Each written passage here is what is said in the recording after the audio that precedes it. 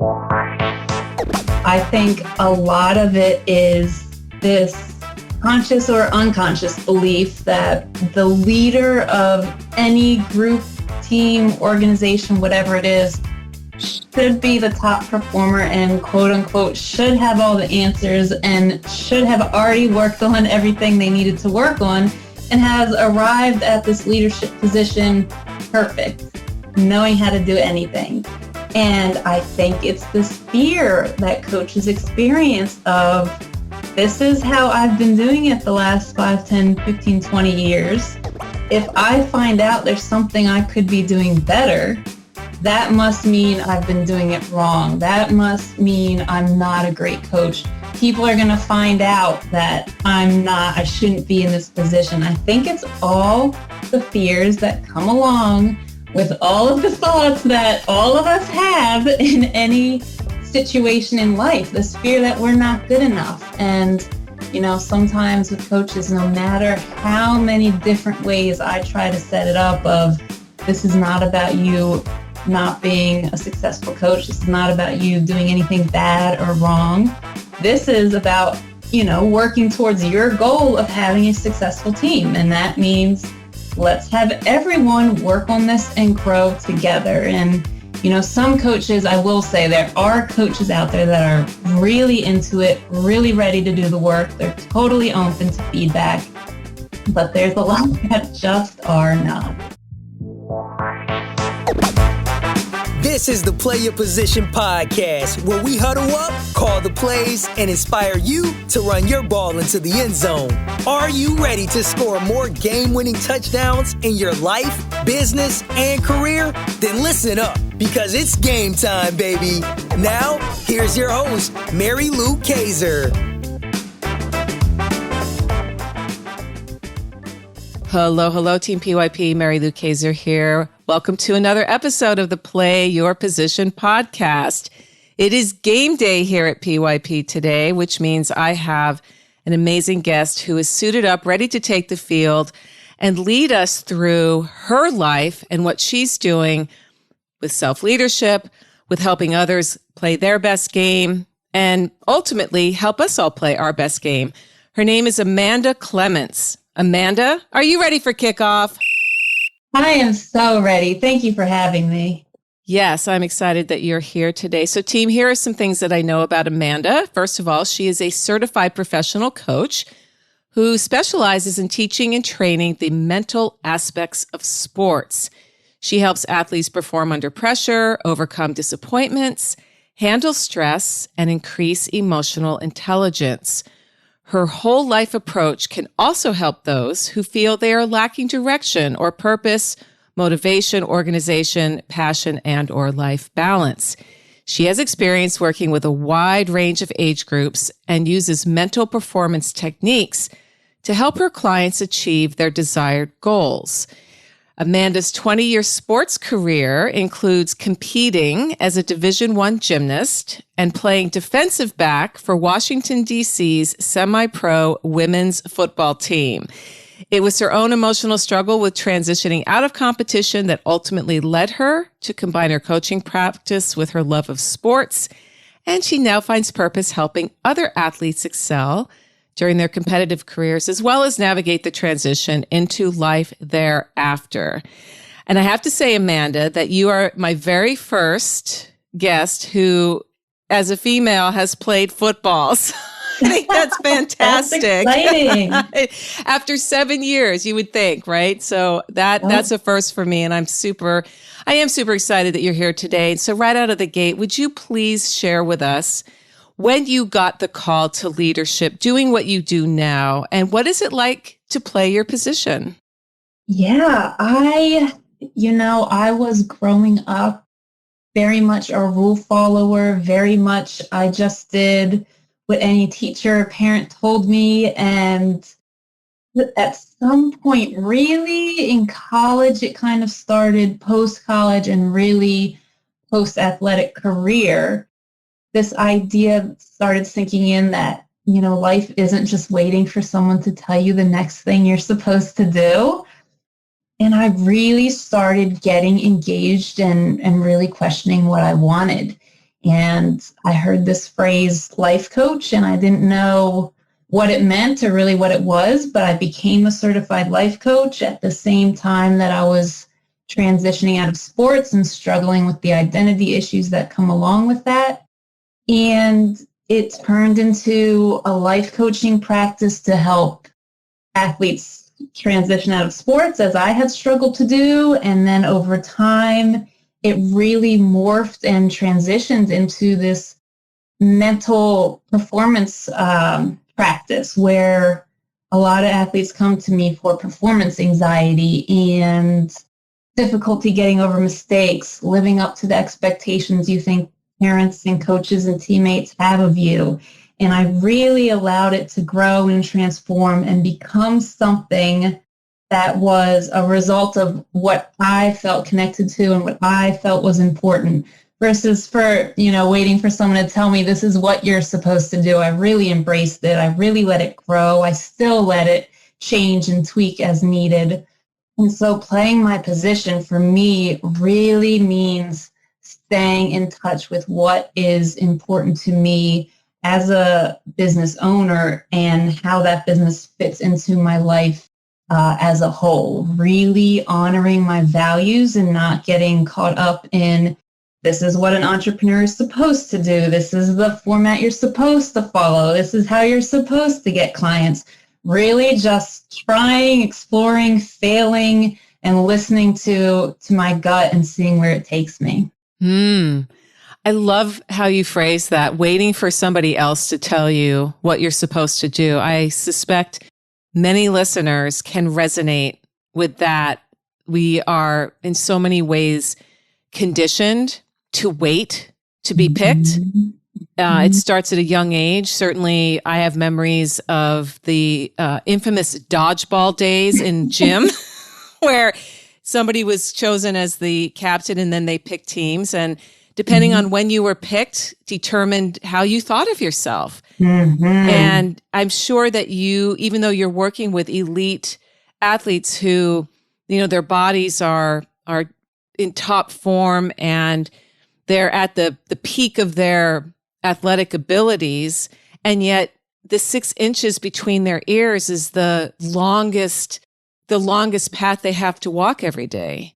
Yeah. What is the hardest thing for you about being a leader right now in the athletic space? Well, the hardest thing at the moment really is the pandemic, and that so many sports just aren't happening. And, particularly with teams and schools that I would work with in the past, they feel that since there is no sport, then our players don't need to work on the mental side. And that couldn't be further from the truth. I'm sure you've been following headlines of lack of sport is mentally making things much harder for athletes. How do they get emotions out? How do they stay connected? How do they feel prepared for college? If they've got goals to play in college and they're not playing and they're not being seen and they're not being recruited, this dream they've been working on forever, could be gone, and not to any fault of theirs, but just because of this crazy thing we're all going through right now. So that is an of the moment struggle for sure, is helping players and coaches and teams see the importance of this work, even when there are no games to play. And the other struggle that I really deal with a lot are coaches who want services like this for their athletes, but are not open to doing the work themselves. I get that a lot. Interesting. Yeah, that is interesting that they want it for their athletes, but when it comes to turning the spotlight on themselves, there's resistance. Yep. And then I can do this great work with the athletes. They make amazing progress. And then I send them back to the coaches who have not done the work. And a lot of what we do can kind of fall apart, which is unfortunate. Oh, wow. Yeah, it is. The pandemic has certainly disrupted.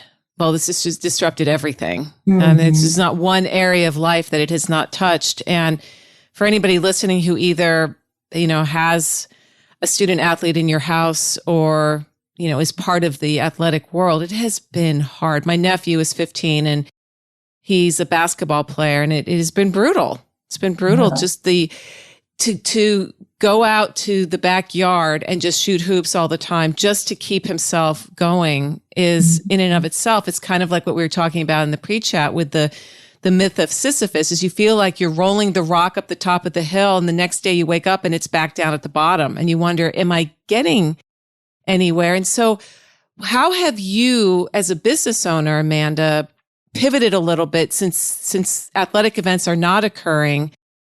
Are there people that you are still working with?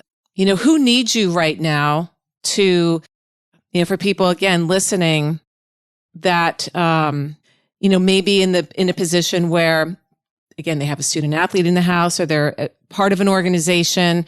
What are some things that you can encourage them to be thinking about? Yeah.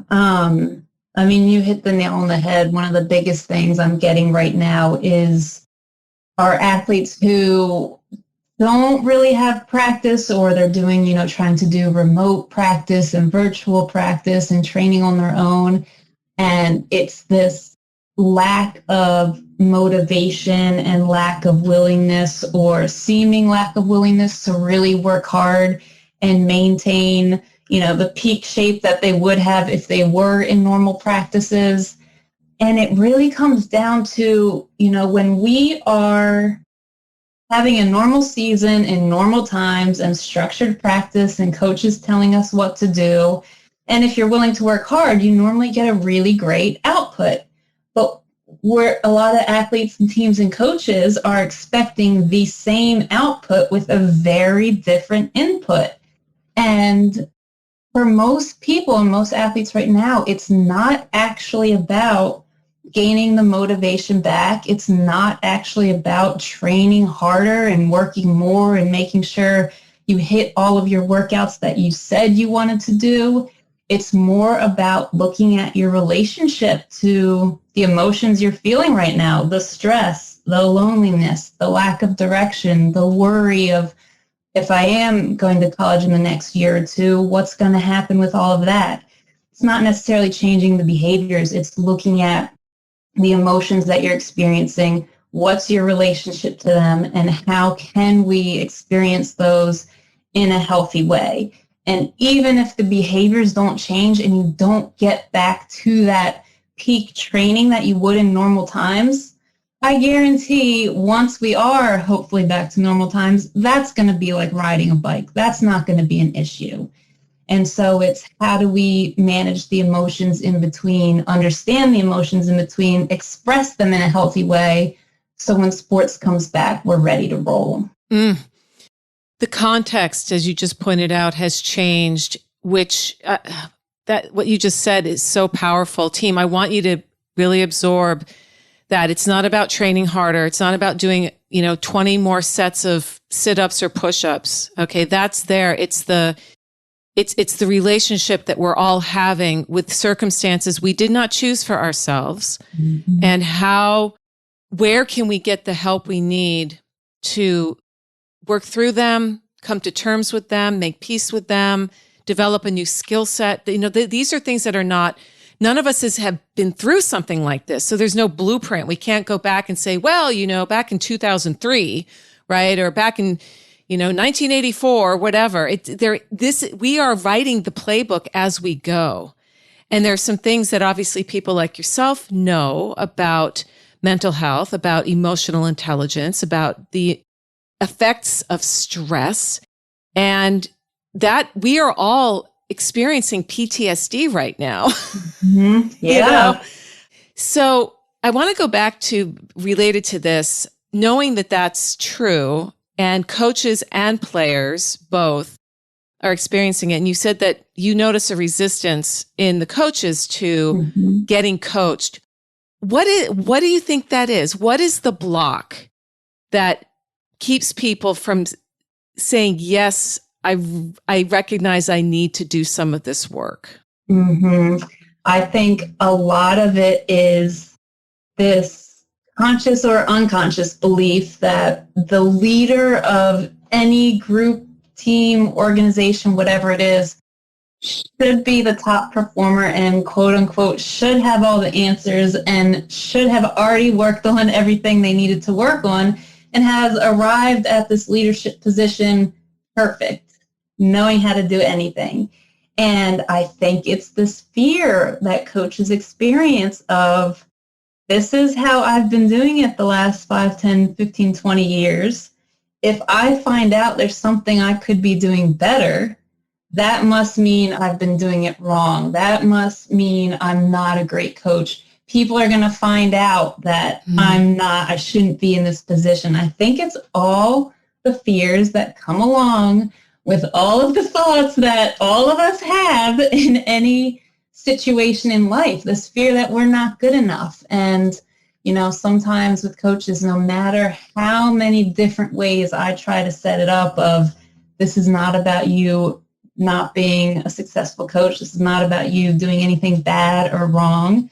This is about, working towards your goal of having a successful team. And that means let's have everyone work on this and grow together. And, some coaches, I will say there are coaches out there that are really into it, really ready to do the work. They're totally open to feedback, but there's a lot that just are not. Mm-hmm. That's interesting. And what you're getting at, the way I hear it, is this definition of leadership, this concept of leadership that exists in our minds, that what you just described is the epitome of what so many people think leadership is. You've arrived, you know everything, there's, you have all the answers. And yet I think of people that I admire, either publicly or I've known privately through my life, the ones who own their vulnerabilities, who own those gaps, and say, I just don't know. I don't know what this is. They're the ones that build so much respect. They're the ones that people connect with more deeply because they recognize, hey, this guy or gal is just like me. Just because he or she has a title of coach or whatever the title may be, doesn't put them way above me. We're all human trying to figure this stuff out. So I think that's interesting. I feel like perhaps one of the blessings of the pandemic, if there is such a thing, could be rewriting what leadership means and how we show up and lead. Yeah, totally. I think I was, just as shocked as anyone to find out when I quote unquote became an adult, I didn't automatically feel like I had answers and could do anything. When I owned a business, I didn't all of a sudden realize, man, I have figured everything out. And you're right. It's, the coaches and the leaders who see that, who own it, who understand it. It's never about perfection. It's always about growth and communication and learning and, sharing vulnerabilities. It's always about that. And some people start to realize it and they, move through things beautifully, not being perfect and not never making mistakes, but really being able to handle tough moments when they don't have answers or when they do make mistakes. And, it's not certainly the coaches that I work with that aren't open to it yet. It's certainly not their fault and there's nothing wrong with them. They're just a product of everything they've been through. They're a product of their training, and they were probably athletes that had certain types of coaches that did certain things. And, they're a result of everything they've been through. And so me just showing up and saying, hey, we can change some things if they're not in the mindset to do so. I certainly don't treat them poorly if they're not, but, so it is a little bit unfortunate. Mm-hmm. Yeah, I love that. Having compassion for someone else's experience. We don't know what it's like to grow up in a certain era and especially if you're as females, we know our experience, but we don't know the male experience. And so there's a lot of dynamics around what you do. And it sounds like, you have you really do have a handle on being able to read people and ask good questions. And then at the end of the day, ultimately, it is up to each person to decide for themselves. Is this a direction I want to go? Do I want to engage? And it's okay, like you said, for those who decide not to. It's halftime here at the Play Your Position podcast, and we've got ourselves a great game. While you're up grabbing another snack and topping off your favorite beverage, make sure to subscribe to the show so you never miss another play.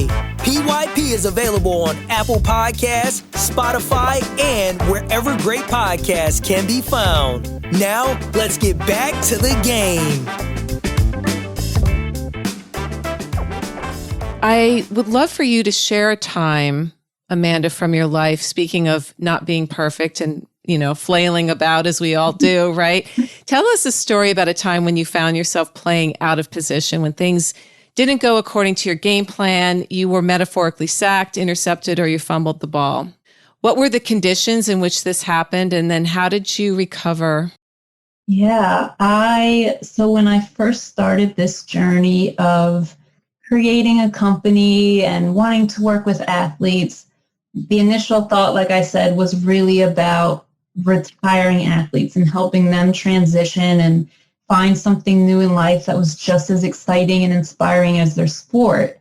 And I spent a month writing a letter to an NFL team it was a one-page letter, and it took me a month to write it, about this is what I do, even though I hadn't technically started doing it yet, but this is what I do. Is your team interested? And I mailed off the letter, and I thought, you know what? I'll probably never hear from them, but that was a great exercise for me.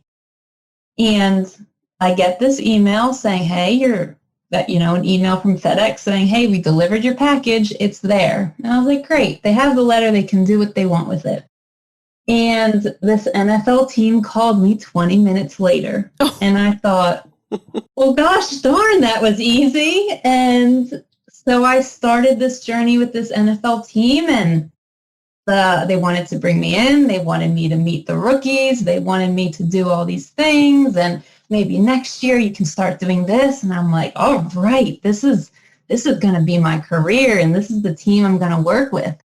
And the point of contact who was bringing me in one day out of the blue was fired.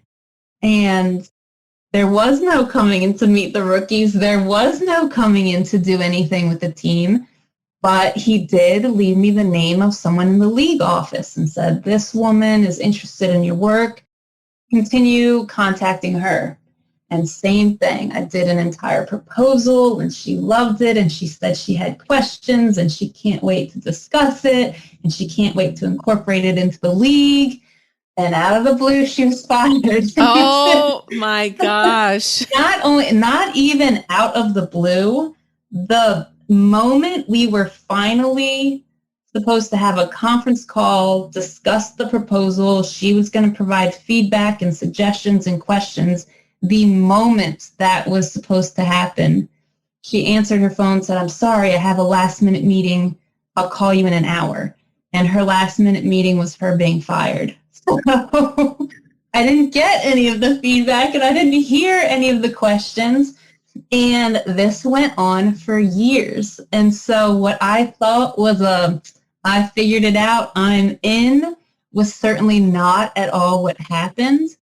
And each time this happened, and this happened several more times, both within the NFL and without, it was really about putting my techniques to use that I work with on athletes. One of the biggest things I see is an athlete makes a mistake, or they're not picked for a team that they tried out for, or they didn't get scouted by the school that they wanted.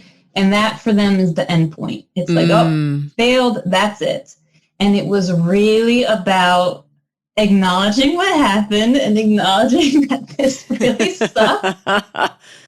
But I still care about this work so much, and I feel so connected to it. And I wish I had had it when I was an athlete, and pivoting and networking with coaches and shifting leagues, trying to get in touch with someone else, making sure people know I'm here and this is what I'm doing. And it was really just about acknowledging that things don't always go according to plan, and you don't have to feel good about that. You can feel bad and you can be upset, but it's about that transition time. How long am I going to stay upset and keep focusing on that thing that happened that I can't change?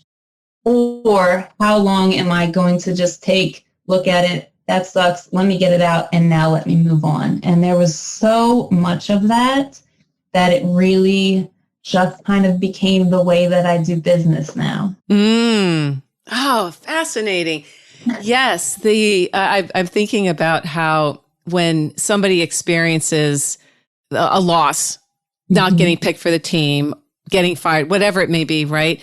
And there's always a handful of folks who want to say, oh, you'll be fine, just get over it. Well, what you're saying is, no, you have to, there's a grieving period. It doesn't have to go on for months or years, but there is a point where you have to acknowledge how you feel, that you feel crummy or that you feel it stings or your pride has been completely shattered.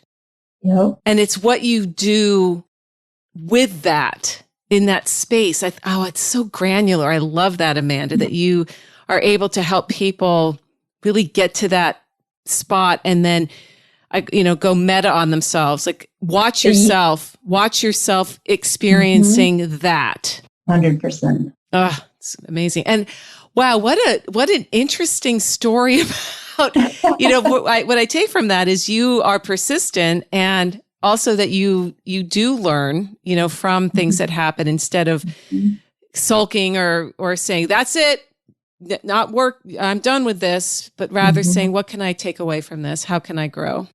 1,000,000%. And that's not how I used to be at all. I was that person. If it did not work, I am not putting myself out there again.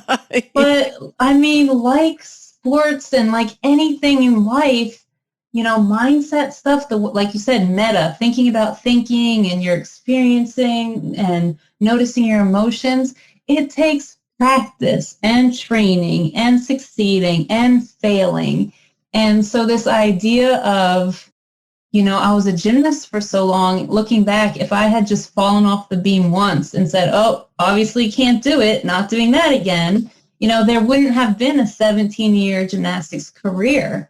And I don't know a single gymnast that would ever do it. That's the part of learning sport, is the falling and the messing up and all of that. And that's how everything in life is. If you want to get somewhere, I tell athletes all the time, mistakes are required. If you've got goals to play in college, goals to make a certain team, you want to be captain, that will not happen if you're not willing to go through the mistakes.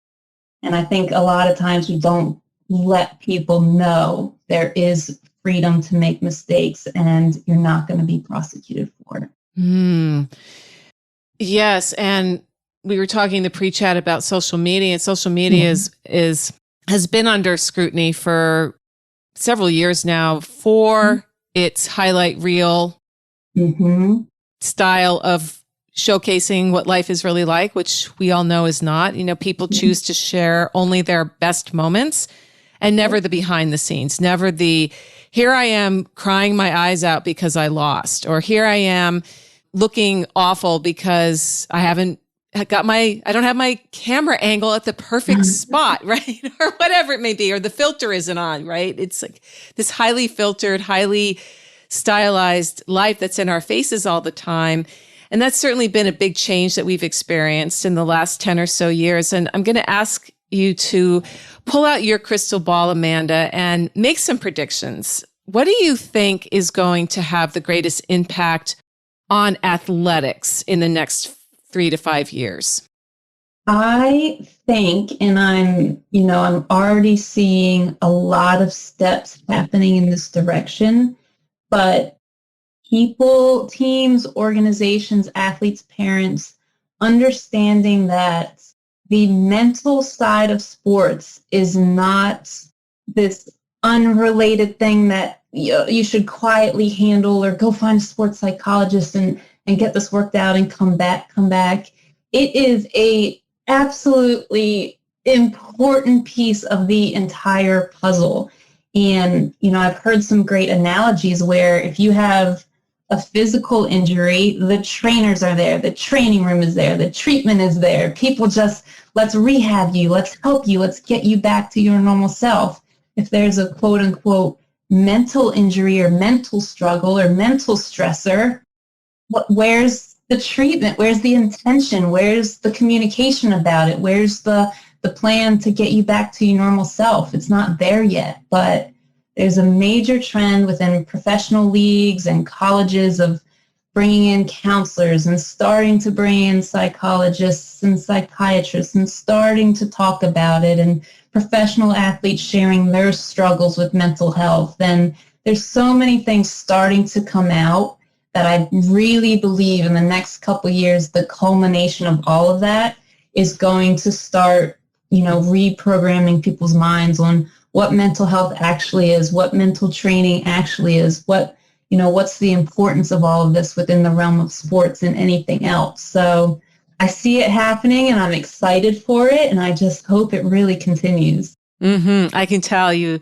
voice got more animated as you talked about this transition out of keeping it behind closed doors and having it out in the open. We all need it. I don't care if on the continuum of abilities to cope, there's like any other spectrum, the bell curve is alive and well.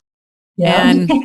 And it is for everything. It is for everything. Yep. So I love that prediction, and I'm going to I'm right there with you. Want to see that happen. Excellent. Yeah. So we're at the part of the show I call Touchdown Amanda, which means I'm putting you in the red zone. And as a former female football player, you know all about the red zone.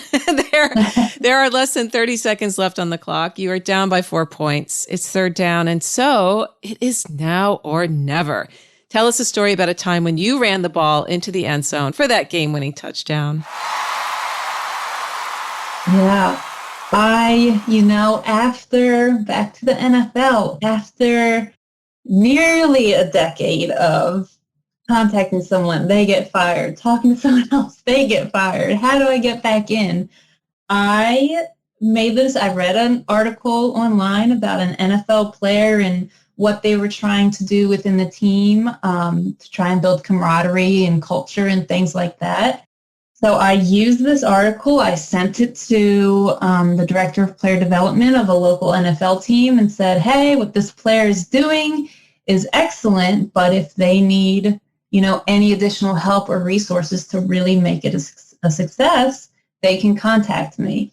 And I certainly did not believe that this NFL, exec was going to pass it on to the player and that I'd suddenly have this player as my client. And that's definitely not what happened. But a few weeks later, the gentleman that I messaged contacted me and said, hey, I've got this coach's retreat I'm supposed to plan for a weekend. What type of things should I do? What should I focus on? What's your input? And we had never spoken before. And so gave my input, said, these are some things you can think about and some things you should incorporate. And it was like, great, thanks. And heard nothing back. And then, a couple months later, I just sent a message and said, hey, it's the off season. Do you have time for a quick meeting just to, I'm really interested in hearing what you do for the team. And the answer was yes. Oh, yeah, come by. I'll put you on the list to get in. And it turned into this meeting that turned into a tour of the facility, that turned into a chat with the head coach, that then turned into, hey, I want you to come in and work with the rookies as they transition into the league. I love it. This time it really happened for the last couple seasons, of course, up until COVID. So right. The fact that I can look back and say, it took me this long to get into the league, but I really never stopped trying and really just kept trying different things with different people, and it panned out. I really am proud of that and excited about that work. You should be. You should Thank be. You. Yes, congratulations on that. Yeah, you were practicing. All those things were rough practices for you. I love that you say that, because after it finally did happen, looking back, it was like thank God it didn't happen 10 years ago. I never would have been ready. I never would have known what I do now. My business would have never looked like it did at that time. And when it finally happened, I was ready for it. Yes, it happened when it was supposed to. Exactly. And when we're going through something and it's not happening what we want, we can play mind games with ourselves and say, yeah, I don't deserve this, or I must not be good enough, or whatnot. And that's usually not the case. It's just some force beyond ourselves knows that what we just went through is part of the practice that's leading up to the big win. The big win. Yeah. Oh, I love it. Well, as we wrap things up today, Amanda, I would love for you to share 1 to 3 key offensive strategies straight out of your leadership playbook that listeners could implement right away to make some forward progress, get back in the mental game of life and work, given these almost a year now that we've been experiencing what we have. What could you recommend? Yeah. And, you touched upon it a little bit, but really in any situation where, especially now during the pandemic, when everyone is struggling with some aspect of it, getting in the habit, again, practicing, trying, failing, succeeding at this over time, stepping back and instead of saying, like, just rolling with your thoughts and I'm feeling this and therefore I'm doing this, stepping back, getting separation and saying, what is my brain saying? What thoughts is my brain creating? And as a result of that, what emotion is my body feeling? Physically, what is it feeling? It's not me, I'm frustrated, I'm anxious. It's my body experiencing frustration and anxiety. And then acknowledging when I feel this way, what's the urge that comes with it? Every emotion has an urge. When you're anxious, sometimes you want to shut down. When you're worried, sometimes you want to hide. There's always this urge that comes along with emotion. So acknowledging what the urge is based on how you're feeling, and then saying, that's the urge, but what could I do differently? What will I do differently? What one step can I take that is not feeding into the urge? And the more and more and more and more we do that, we start to get a handle on the mental side. We start to get a handle on emotions. We start to work on that relationship we talked about at the beginning with my relationship with the emotions. And then we start to shift the behaviors.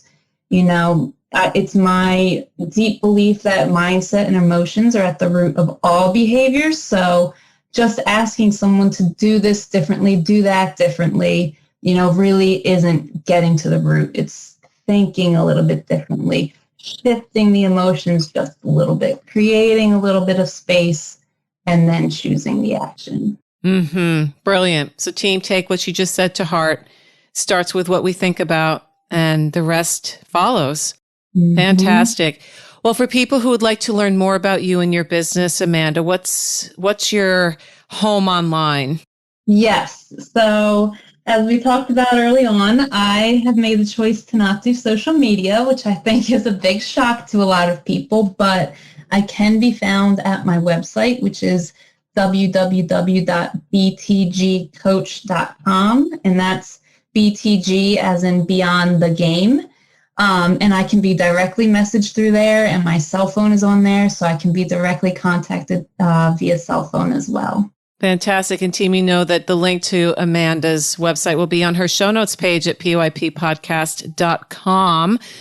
And I encourage you to learn more about her and how she helps not just athletes, but people who are wanting to get back in the game.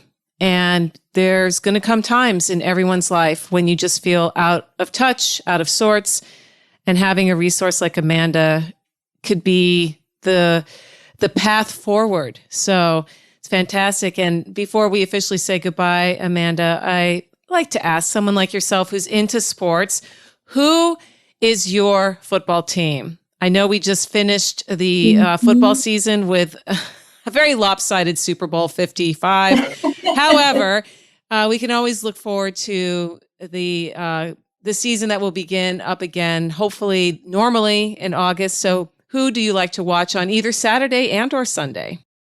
Well, so I actually have two teams, and one, of course, is the team I used to play for, which is the DC Divas, and they play in spring and summer, so they're ramping up right now. And then also being from the DC area, Washington football team is kind of the family legacy that we all follow, good times and bad. And more recently this season, it's really looking like more and more good times. So that's exciting to see. Yeah, they had a decent season. I was cheering for them. They definitely showed up differently than in past years. And that's the fun of sports. That's one of the things I think that keeps so many of us who are sports fans on the edge of our seats. Even if the years are bad, then you just tell yourself there's always next year.